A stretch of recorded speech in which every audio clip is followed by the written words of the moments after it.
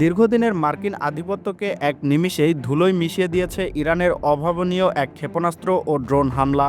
Saudi আরবের সুরক্ষিত Prince সুলতান বিমান ঘাঁটিতে চালানো এই অভিযানে মার্কিন বিমান বাহিনীর গর্ব অত্যাধুনিক স্ত্রী সেন্ট্রি রাডার বিমান মারাত্মকভাবে ক্ষতিগ্রস্ত হয়েছে।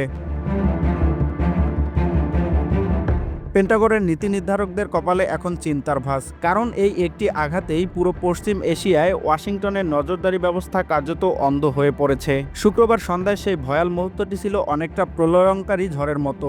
একের পর এক ইরানি ব্যালিস্টিক মিসাইল এবং আত্মঘাতী ড্রোন যখন সৌদি আরবের আকাশসীমায় প্রবেশ করে, তখন মার্কিন প্রতিরক্ষা ব্যবস্থা প্যাট্রিয়ট কার্যত দিশেহারা হয়ে পড়ে।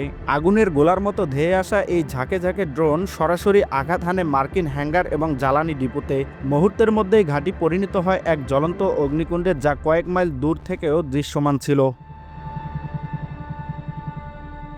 ওয়াল স্ট্রিট জার্নালের এক চাঞ্চল্যকর প্রতিবেদনে জানানো হয়, এই হামলায় শুধুমাত্র দামি যুদ্ধ বিমানই ধ্বংস হয়নি, বরং অন্তত 12 জন মার্কিন সেনা গুরুতর আহত হয়েছে। এছাড়াও ঘাঁটিতে থাকা বেশ কয়েকটি জ্বালানি সরবরাহকারী বিমান পুড়ে ছাই হয়ে গেছে। যুদ্ধের ময়দানে অন্তত বিরল এই কৌশলগতভাবে গুরুত্বপূর্ণ স্ত্রী সেন্ট্রি বিমানটির ক্ষতি হওয়া মানে হলো এখন থেকে ওই অঞ্চলে কোনো মিসাইল বা ড্রোনের গতিবিধি শনাক্ত করা আমেরিকার জন্য প্রায় অসম্ভব হয়ে পড়বে। ইরান প্রমাণ করে দিয়েছে তাদের স্বল্প মূল্যের ড্রোন দিয়ে আমেরিকার বিলিয়ন ডলারের প্রতিরক্ষা ব্যবস্থা ভেঙে চুরমার করা সম্ভব।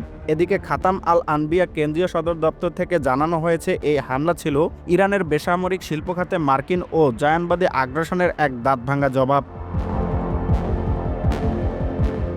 শুধু সৌদি আরব নয়, হাইফা বন্দর থেকে শুরু করে বেন গুনিয়ান বিমানবন্দর পর্যন্ত প্রতিটি গুরুত্বপূর্ণ স্থাপনা এখন ইরানি ড্রোনের নিশানায়।